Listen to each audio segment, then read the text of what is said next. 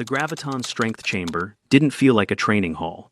It felt like a place that remembered every failure that had ever occurred inside it.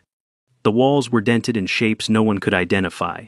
The air carried a faint metallic tang as if it had been squeezed too hard, and the floor plates thrummed with a low vibration that didn't match any machine rhythm.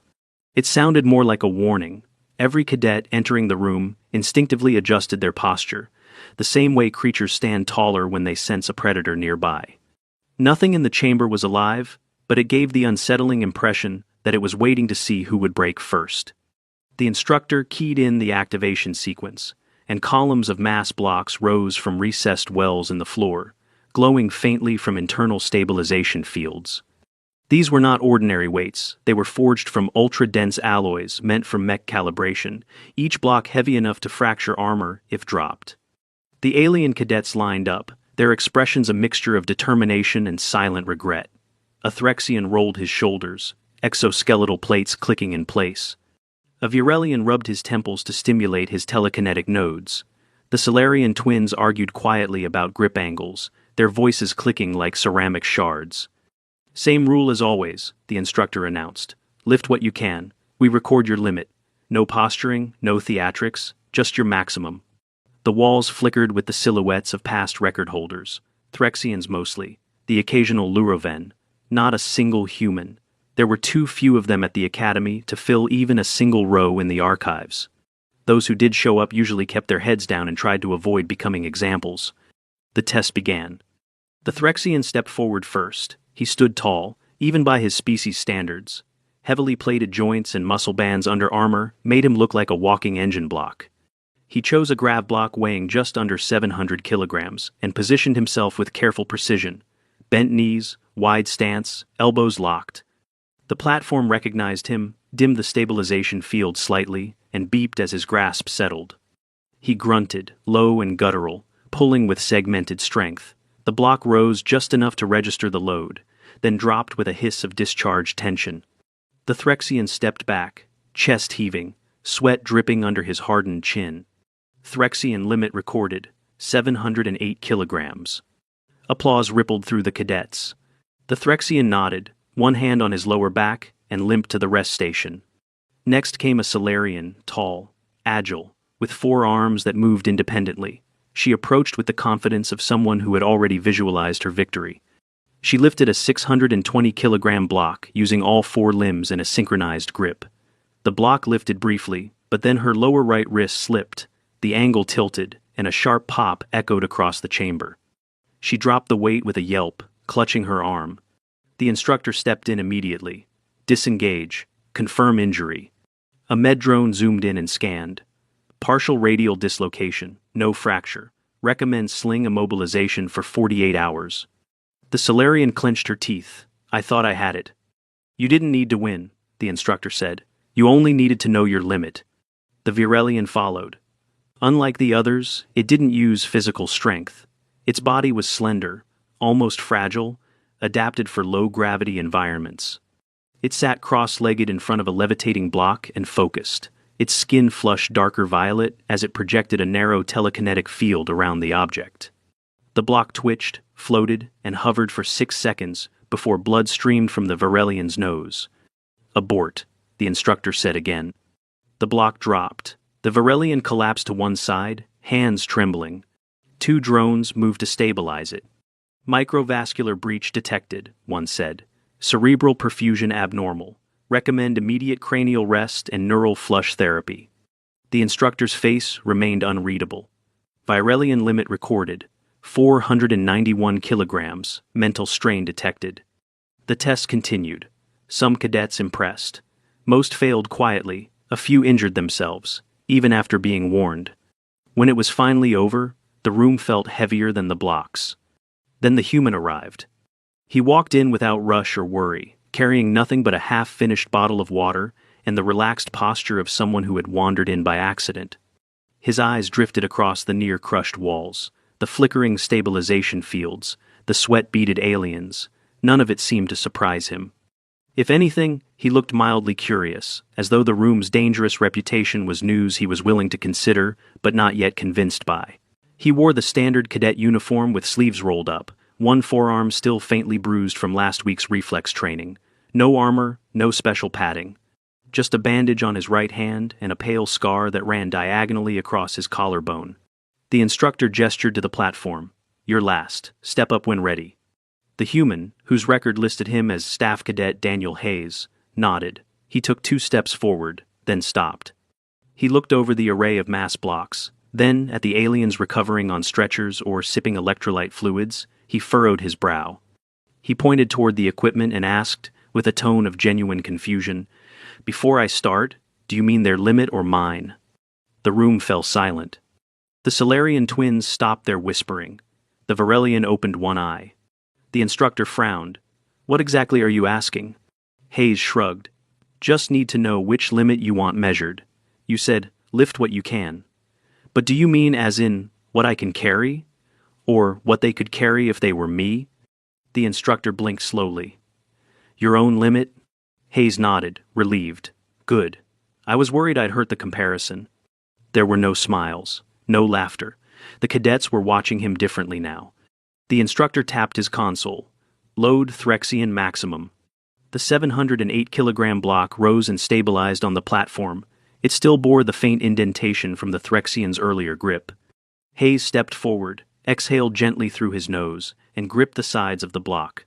He lifted it like a box of empty cartons. No bounce, no misstep. He held it for 2 full seconds, then returned it gently to the ground. A ripple spread through the cadets. The Threxian leaned forward, muttering something to the Solarian in disbelief. The instructor said nothing.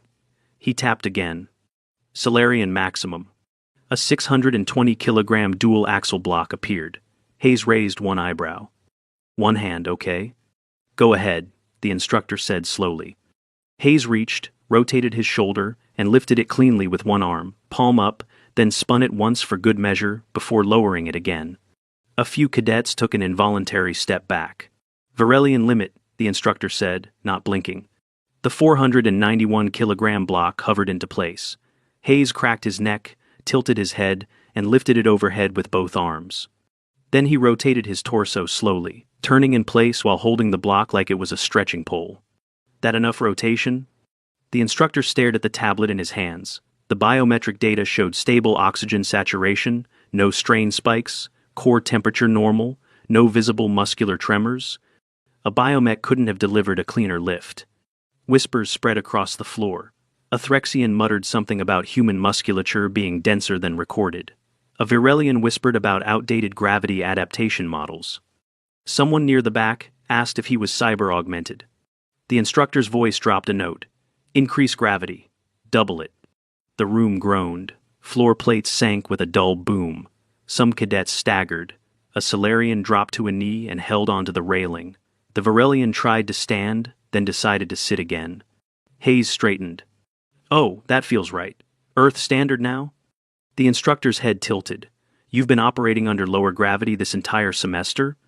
"I figured it was intentional," Hayes said. "Part of the training curve." A slow realization began to dawn in the others. The human had been completing the same physical drills, sparring rounds, and load runs they had with more weight per muscle fiber and more resistance on every movement. What they thought was parity had never even been equal. The instructor tapped a silent command. A block meant only for mechanized loading units rose from the floor. It weighed 1,200 kilograms. The assistant drone next to the console beeped an alert. "Warning. Bioload exceeds standard exocet tolerance. Manual lift strongly discouraged." Hayes stepped toward it. He rolled his shoulders, adjusted his stance, took a long, measured breath. Then he gripped the corners of the massive cube, locked his elbows, and drove upward. The platform hissed. The weight rose. And Hayes stood tall, unshaking, unstraining, just holding. He didn't smile. He didn't gloat. He simply looked straight ahead, his breathing even. The instructor stepped forward. "Why did you ask that question earlier?" he said. Hayes looked down. "Which one? Their limit or mine? What did you mean?" Hayes let out a small breath and slowly lowered the block to the floor. "I wasn't talking about alien species," he said quietly. The instructor narrowed his eyes. "Then what were you talking about?" Hayes stood still, both hands open at his sides. I was thinking about my last deployment on Earth, about a man named Corporal Nathan Ramos. We were pinned down in a landslide zone. He took shrapnel to the chest. Lung collapsed. He was bleeding out and couldn't walk. The evac point was over 3 kilometers away. I didn't think. I just picked him up. He looked around the room. 3 clicks. Uphill. Debris falling. Radio blackout. I carried him the whole way. Silence. That's the heaviest thing I've ever lifted. He tapped the block beside him with his boot. This? It doesn't come close. The room didn't breathe. One of the Varelians touched its wrist pad and scanned Hayes again. The reading still made no sense. And yet, they did. Because for the first time, the cadets understood something they hadn't been trained for. Hayes hadn't trained to lift weights. Hayes had trained to lift people. The instructor stared at the numbers, then at the man who made them irrelevant. And he tapped one final command. Load the maximum. The chamber dimmed as the final mass block rose from the depths. No glow, no stabilization hum. This one didn't need flare. It was a matte gray slab of condensed alloy, triple cored, fused for mech pressure testing. A printed warning label still ran along one side. Do not engage without external frame support. The block had crushed the hydraulic limbs of a Mark IX exosuit last cycle. The cadet inside had shattered both femurs and spent 4 months in orthopedic traction. No one had ever lifted it. Not even the instructors. The floor recognized the load weight and triggered a station-wide alert. Maximum lift load engaged. Biohazard risk, high. Support drones moved automatically into standby. Emergency foam ports primed. The lights over the chamber shifted to hazard red. Protocol demanded an instructor override before continuing. The instructor didn't stop it. Hayes stepped forward as though it were just another rep. He wasn't casual. His breathing had changed slower now, measured but not labored. He approached the block the same way he had approached every obstacle during the semester, not looking for challenge or glory, but for how it worked. 2 Threxians near the edge of the chamber had unconsciously shifted into protective stances, hands splayed slightly, a vestigial display posture reserved for predator defense. The Solarian twins moved to the side rail and held it tightly. A Virelian with a neural pressure band across his forehead whispered, "He's not biomechanical. I scanned him twice." The instructor's finger hovered near the kill switch, but he didn't press it. Hayes dropped into position. He didn't rush, his feet spaced shoulder-width apart. He adjusted his grip twice. One hand was still bandaged from a sparring injury during close quarters week. The room was silent except for the faint buzz of the overload monitors waiting for him to fail. He began the lift. The grav block resisted like a buried mountain. Sensors registered nearly 1,900 kilograms. The floor groaned. Hayes exhaled. Slowly, the block began to rise. 1 inch, then 2. The platform started to vibrate, not from the mass itself, but from the force being transferred through it. The alloy wasn't meant to feel this kind of biological pressure. It had been calibrated for machines. Cold, clean, predictable machines. Hayes was none of those things. His muscles engaged in coordinated recruitment, not maximal contraction, but efficient movement. He wasn't just hauling the weight, he was moving with it. Core engaged, breathing in rhythm. Blood pressure climbing in safe but escalating patterns. Then came the crack.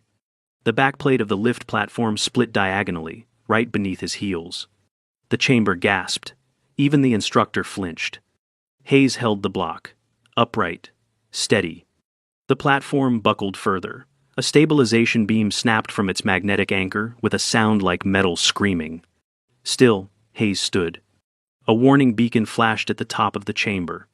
Structural failure imminent. Finally, the instructor hit the emergency kill switch. Hayes set the block down with deliberate care. The room stayed silent. Not even the machines could keep up. Tech support arrived from the upper catwalks, rushing to assess damage. One engineer gaped at the readout and whispered, "This is over the biological red line. He should have torn his spine out."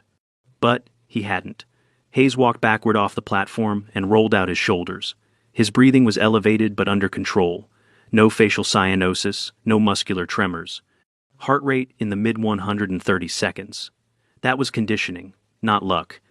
The instructor walked to the center of the room, staring at the data streaming from the busted platform. Full biometric sweep, he ordered. The drone scanned Hayes in real time, projecting vitals onto the wall. Muscle integrity, intact. Joint strain, within acceptable variance. Oxygen saturation, 97%. Lactic threshold, not breached. Cardiac rhythm, stable. No tendon micro-tearing. No vertebral compression. One of the drones froze mid-scan. Its logic stack crashed. Another drone blinked red. Error. No strain pattern available. What does that mean? Asked a Luravan cadet from the side. It means, the instructor said slowly, he hasn't hit his limit yet. Whispers spread again, but they sounded different now. Less skeptical. More reverent. He didn't strain, the Solarian twins echoed. Not significantly. But the machine cracked first, the Threxian said. The instructor didn't look away from Hayes. Exactly. The humans in the system, those few who had enrolled in the interplanetary cadet program, were known to be sturdy, survivors of a high-pressure, high-oxygen, high-variable climate world. But nothing in the existing xenobiological texts accounted for this. Hayes wasn't superior. He was adapted. He hadn't moved like someone showing off. He hadn't sought dominance. He had responded to a command with a question and then with action. No drama, no flexing, only execution. The instructor finally broke the silence again. Why didn't you stop? Hayes raised an eyebrow. You didn't say stop. You said, lift what you can. Why keep going after the equipment started breaking? He looked down at his still bandaged hand, flexed it once, and said quietly, because sometimes things are breaking around you, and you don't get to stop, not until the weight's off your back. Not until the person you're carrying can breathe again. Several cadets shifted uncomfortably. The Varelian adjusted his neural band and stared at the floor. The instructor stepped forward again. Earlier, you said the heaviest thing you ever lifted was another soldier. Hayes nodded. The instructor tapped his pad. That weight today exceeded him, easily. Hayes looked up, and for the first time, something else passed behind his expression, something quieter, older. Yeah, this was heavier. Then why didn't you stop? Hayes didn't answer immediately. He sat on the edge of the platform, elbows resting on his knees. The cracked floor hissed faintly under the strain. He finally said, because it's not about the number. When Ramos got hit, I didn't know how much he weighed. I didn't care. I didn't have a gauge or a lift sensor. Just adrenaline and time running out. When someone's life is on your back, the question isn't whether you can carry them. It's whether you'll let yourself fail if they can't walk. The silence that followed wasn't stunned this time. It was understanding. A Solarian cadet stepped forward hesitantly. You don't train for lifts? Not like this. Then what do you train for? Hayes gave a tired smile. Stairs, mud, blood loss, screaming, carrying someone when every step gets you 1 second closer to a medic or 1 second closer to watching them die. One of the Threxians muttered something unintelligible and sat down on the floor. The instructor watched as the entire room began to reevaluate the test they had just taken. The lifting was never the point. And Hayes hadn't been proving anything. He had been reliving something. A memory. A responsibility. A moment every human soldier is taught to survive. Not for glory, but for each other. Then a soft tone from the chamber wall. The med system chimed. Scan complete. No injuries detected. Load recorded. 1,897 kilograms. Status. Biological limit not found. The instructor added a note beside it. Cadet Daniel Hayes. Species. Homo sapiens. Strength rating. Unmeasurable. Notes. Testing terminated due to equipment failure. Cadet showed no signs of exertion consistent with load class. Hayes stood up again. A faint sheen of sweat glistened at his temple now. Finally. But no wobble. No limp. One of the techs approached him with a portable scanner and gestured awkwardly. Can I double-check something? Sure, Hayes said. The tech waved the device around his thoracic spine, then his shoulder girdle. He blinked. There's no strain. Your rotator cuffs are stable. You didn't even hyperextend. Hayes shrugged. I've been through worse. He didn't elaborate. But now the room wanted him to. The instructor didn't smile, but there was a hint of curiosity edging towards something deeper respect, maybe. Or recognition. He closed his tablet, turned to the class, and spoke loud enough for every species to hear him clearly. Strength isn't about the numbers on the wall. The cadets stood straighter. He pointed to the broken platform. That was designed for machines. It failed before he did, and that tells you what you need to know about humans. They weren't built for lifting weights, they were built for lifting each other. The alien stared at Hayes. He looked uncomfortable with the attention, but not surprised by it. He picked up his half-finished bottle of water, took a sip, and finally said, "You told us to lift what we can." He looked at the cracked floor and the blinking system alerts. "I lifted what mattered." The graviton strength chamber was evacuated for structural review within 10 minutes. Emergency technicians filed in with reinforced jack stands and acoustic hammers, scanning the cracked platform while whispering to each other in the tight, nervous way people do when reality hasn't caught up to the numbers they just read. A security barrier sealed off the lift area, but no one had to be told to stay back. No one wanted to stand where the machine broke first. Cadets gathered in pockets along the walls, eyes darting from the shattered paneling to Hayes, who sat now on a bench near the exit door. His posture was slumped, forearms resting on his thighs, water bottle loose in one hand. For the first time, he looked tired. Not broken, not injured, just tired in the quiet way soldiers often were after the action ended and the adrenaline stopped being useful.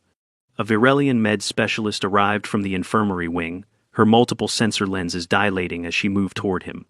"Cadet Hayes," she said with mechanical calm, "we require a full scan, high-yield, diagnostic, neural, and musculoskeletal." He glanced up. "Just make sure the bench holds." The technician hesitated. Why would... The bench groaned beneath him as he shifted. Several cadets flinched. The scan module folded out from her shoulder harness and hovered over his head, emitting a soft, oscillating whir.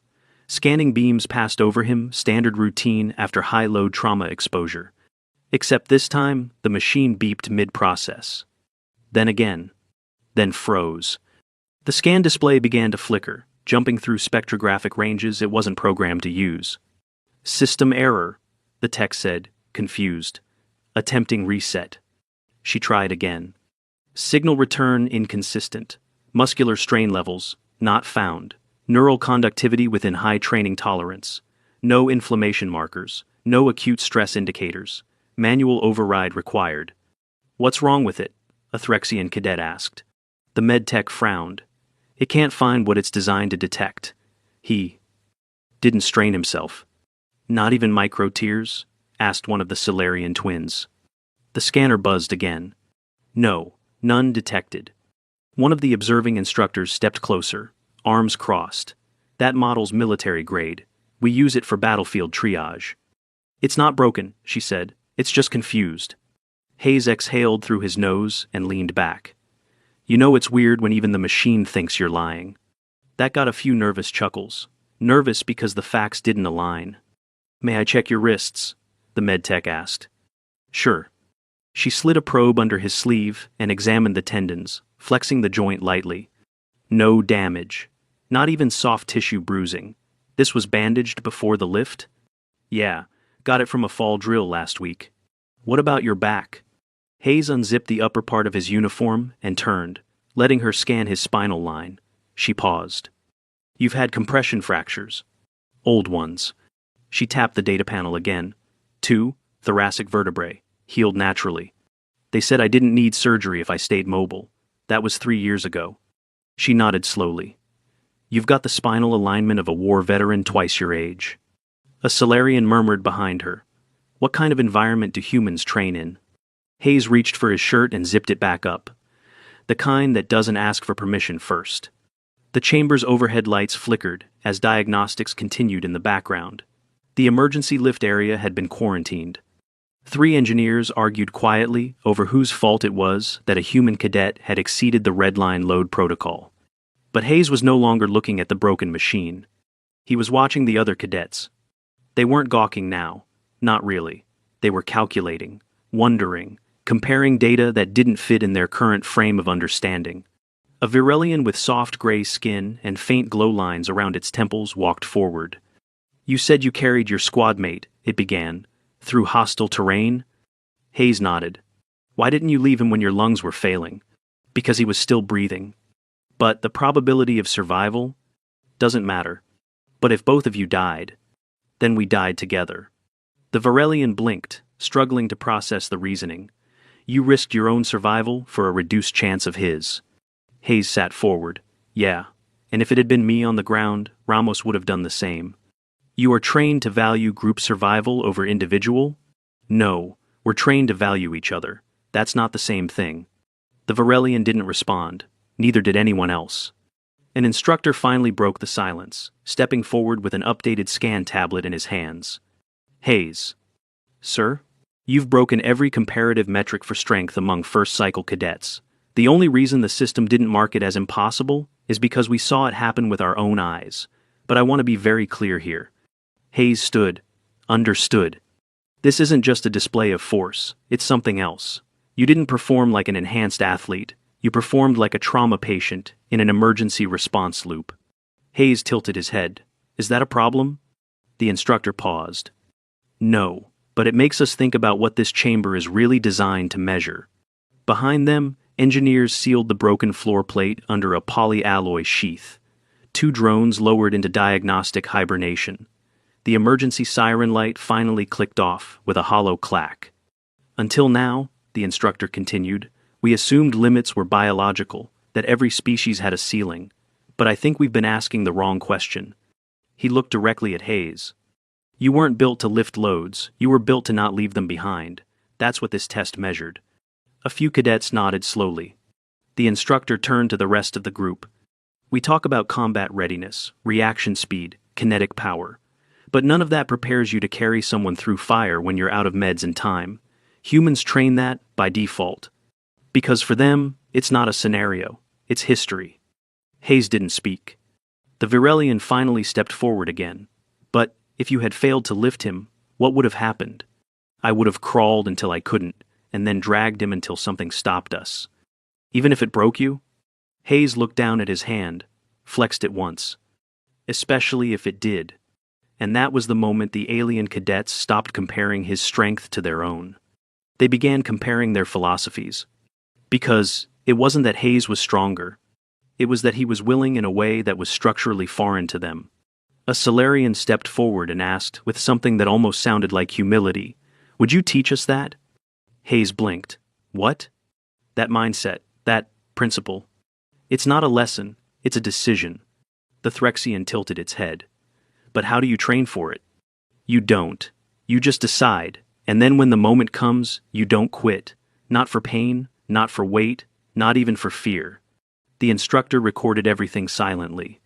A few feet away, the med tech closed her scanner. No anomalies, still recommend hydration and sleep. But he's stable. In fact, she trailed off, glancing again at her readings. I think he's already recovering. Human recovery curves tend to start as soon as the load is gone, the instructor said. Hayes looked up. That's true. Why? He gave a weak smile. Because we don't know when we'll have to carry again. The repairs to the graviton strength chamber took the better part of a day. Cadets were rerouted to alternate training modules while a maintenance team replaced the cracked plates and recalibrated the floor's resonance dampeners. The engineer, who had originally signed off on the block's tolerance rating, now walked with a permanent slump in his shoulders, avoiding eye contact with instructors. Meanwhile, Hayes was given a standard post-event rest order and assigned to the recovery bay, though the term recovery was more procedural than medical. He lay back on a diagnostic couch, hooked to vitals out of protocol, reading a paperback novel with the calm of someone who had just filed taxes. By midday, word had spread well beyond the chamber. Instructors from other divisions stopped him in the corridor with polite but pointed questions about muscle load distribution and spinal conditioning. A group of Threxian engineering students requested an interview to better understand organic lift algorithms, a term Hayes had never heard before and never wanted to again. He declined. But the biggest change came in the schedule for the next day's cross-species tactical drill. Human cadets, only 3 on base this cycle, were now being rotated in as team leads. That had never happened before. At 0700 the following morning, a new schedule was posted outside the strength chamber. Hayes' name was listed again, not for another lift test, this time for a lecture. He stared at the listing for a long minute, then walked inside. The chamber had been repaired and sterilized. No damage remained. The shattered lift plate had been replaced with a black carbon steel slab, stronger than the original. A few cadets stood near the far wall, waiting silently. By 0705, the room was full. Not just his own unit. Upper cycle cadets, medical personnel, off-duty instructors, a handful of mech techs, even the quiet Varelian logistics officer, who usually worked in the orbital tower, had come down to listen. Hayes stood by the edge of the platform. He had nothing in his hands, no datapad, no prepared notes, just a quiet awareness of how loud a room could be, without making a sound. The instructor from the day before stood to his side but didn't speak. Hayes stepped forward. "You all saw what happened," he began. No response, just attention. "I didn't come here to impress anyone. I didn't know the numbers. I wasn't trying to prove something." He paused. "I just didn't like how the question was worded." The room stirred slightly. "Lift what you can." It sounds simple, but I've heard that before. Not in tests, not in gyms, in the field, in chaos. When someone's dying, when you've got 30 seconds to move, or someone stops breathing. His voice didn't rise. It didn't need to. In that moment, you don't lift what you want. You lift what you have to. What's in front of you. What's screaming for help. What can't move on its own. You lift what matters. Several cadets shifted uncomfortably. You want to know the training? It's stairs in bad weather, with a full pack and someone heavier than you over your shoulder. It's pushing through when your lungs are empty, because you know theirs are worse. It's collapsing afterward, not before. And it's not done for glory. It's done because someone else needs your legs when theirs stop working. He turned slightly, facing the far side of the room. Strength isn't about the load you choose. It's about the weight you refuse to leave behind. He stepped off the platform. That was it. No applause, no questions, just the weight of something that didn't need repeating. But the impact wasn't in the words. It was in what came next. For the rest of the week, training behavior changed. During morning runs, alien cadets began pacing themselves to help slower partners finish. During low-grav mobility drills, Solarian twins were seen hauling a Threxian who had twisted his ankle instead of waiting for a hover stretcher. One Varelian began designing a telekinetic sling specifically calibrated for unconscious bodies under fire. No one said this was because of Hayes, but everyone knew it was. On the fourth day after the event, Hayes returned to the chamber during off hours. The lift platform was cold under his palms. He didn't attempt another block. He wasn't there to lift anything. He sat. The instructor found him like that 20 minutes later, arms on his knees, eyes on the floor. "You know we had to recalibrate everything after you." Hayes nodded. "We're rewriting part of the curriculum, not just for strength training." Hayes said nothing. "We used to assume that every cadet had a breaking point. Now we think we've been measuring it wrong." Still nothing. The instructor walked over and sat beside him. The silence was steady, not awkward. "You told me the weight you lifted wasn't the heaviest thing." "Wasn't," Hayes confirmed quietly. The instructor nodded. "I believe you." Hayes looked at him then. "Sir, I'm not a hero." "No," the instructor said. "You're something harder." There was another pause. Then, "You're a human trained not to quit when it hurts." Hayes let out a short breath through his nose. "It's not heroism to carry someone out of a hellhole," he said. "It's just not being the one who left them behind. And that's the lesson." Hayes finally stood. It shouldn't have taken a cracked lift platform to make that point. The instructor smiled faintly. "Sometimes it does." On the wall behind them, the Academy's performance archive had been updated. A new silhouette stood tall on the strength record screen. It wasn't named. It didn't have a number. Just the Academy ID, Homo sapiens, limit, undefined. A small note blinked beneath it. Human limits are situational. As Hayes left the chamber, a new group of cadets filed in for their turn. This time, the instructor didn't begin with weights. He began with a question. "What's the heaviest thing you've ever carried?" The answers were quieter than before, and more honest. It rained on graduation day, not the chemical mist of orbital coolant or the brackish storm fronts of Varelian moon's real rain. Cold, clean, and inconvenient. The kind of Earth-style storm that made the walls hum and the courtyard puddle. It leaked through the seams of the canopy over the parade square and soaked the edge of every cadet's polished boots. No one moved. Cadets stood in formation, tails twitching, armor plating, fogging, uniforms heavy with wet. The academy had insisted on holding the ceremony outdoors, some long-standing tradition about discipline under duress. The humans had nodded at that. The aliens, less so. Daniel Hayes stood at the end of the second row, shoulders relaxed under the stiff cut of the academy dress uniform. The silver insignia on his chest looked newly polished, but the fabric of his sleeves was still faintly stained where the bandage had been during the chamber incident. He didn't try to hide it, he didn't stand out. But he didn't shrink either. The commandant, a towering Ulrex with a voice like falling boulders, gave the closing speech. It was the usual fare: courage, cooperation, sacrifice. For many cadets, it was their first and only graduation. Others would transfer into specialized corps. A few were already assigned to forward units on the edge of disputed systems. When the final names were called and the flags furled, there was no cheering, just a shared exhale. Like everyone had been holding a breath for the entire year, and only now remembered it could be let go. Cadets began dispersing, speaking quietly in clusters or walking alone toward the transport dock. A few families waited at the periphery, some behind screens, others in atmospheric suits. No one rushed. Hayes stayed back, near the side corridor leading to the upper mechanical wing. The platform where he'd lifted the unliftable had been replaced again, this time with reinforced beams and a new pressure distribution matrix. No one had used it yet. He wasn't planning to. He watched the rain bead along the top of a new plaque mounted near the chamber entrance. It bore no image, no crest, just a line etched deep enough to cast a shadow. Strength is not the load. It's the reason you lift. There was movement behind him. The instructor stepped up beside him, wearing the same uniform he always did. No rank embellishments, just the plain gray of an active training officer. The rain had caught him too. Water ran in small rivulets off the back of his collar. "I thought you'd be gone by now," he said. "Waiting for clearance," Hayes replied. "You're not taking leave?" Hayes shook his head. "Got a field post near Calyx Belt, medical support convoy, not front line, but close enough." The instructor looked at the plaque. "You'll see combat again." Hayes didn't answer right away.